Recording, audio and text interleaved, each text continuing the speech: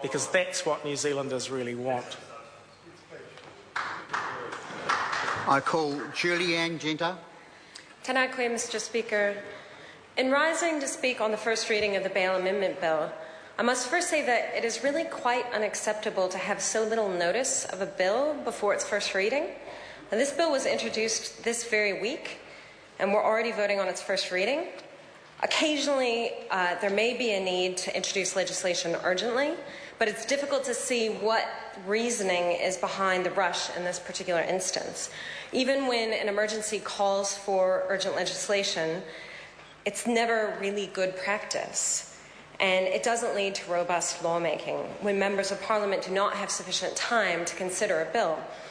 And I acknowledge that it will be going to Select Committee where it will be scrutinised, and we're very, very happy that that process is not going to be shortened by urgency, as so often happened in the first term of this government. But in principle, the Green Party can't support a bill to Select Committee when we've only had a few days to consider the bill, particularly when it has such a serious proposal such as the reversal of burden of proof. Now, the Green Party strongly believes in reducing potential risks to public safety. We absolutely want a safe Aotearoa for all New Zealanders, where all New Zealanders can benefit from the ability to feel safe in their community. And there is, we acknowledge, a serious problem with violent or serious offences being committed while on bail. We don't deny this. And the number of offenders committing offences on bail has slightly increased in previous years, and that is cause for some concern. There is no question. But it is still a minority. More than the vast majority of accused released on bail do not offend while on bail. Now, the government have stated that they believe this bill strikes a balance. We hear that a lot, balance, between public safety on the one hand, and protecting the rights of all persons to be presumed innocent and not be arbitrarily detained. But it is extremely concerning that the government even thinks it is possible to strike a balance while reversing the burden of proof. Reversing the burden of proof is, in fact, trading off a fundamental human right of persons to be presumed innocent until proven guilty.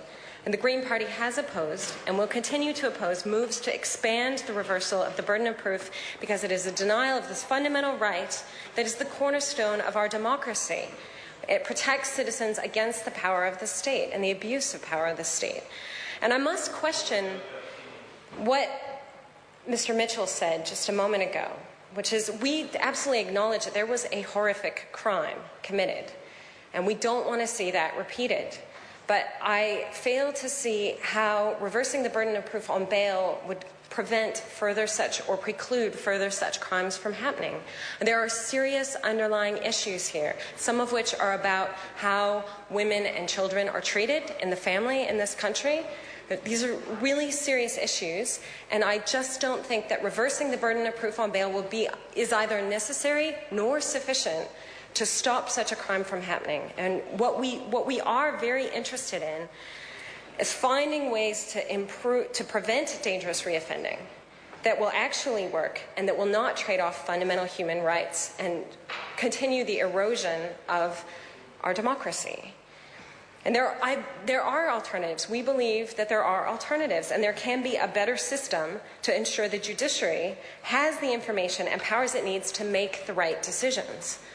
The Green Party believes that a review on serious crimes occurring while on bail needs to take place. We believe there needs to be a tightening of the parameters on the granting of bail by the judiciary based on a mechanism to continuously review bail decisions and risk indicators so we can learn from our mistakes and we can prevent those mistakes. It's by learning from those mistakes that we can prevent them in the future. We believe in empowering the judiciary with the right information to make the right decisions.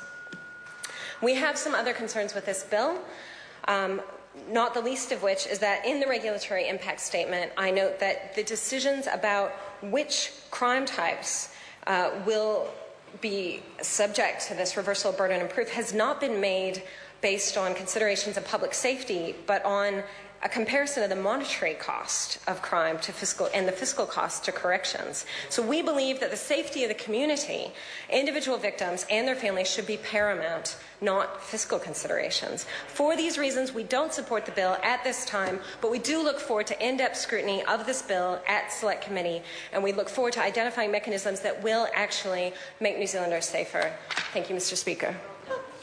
I call Mike Sabin. Mr. Speaker, it's a pleasure to take a call on this very, very important bill. It'll be a short call, Mr.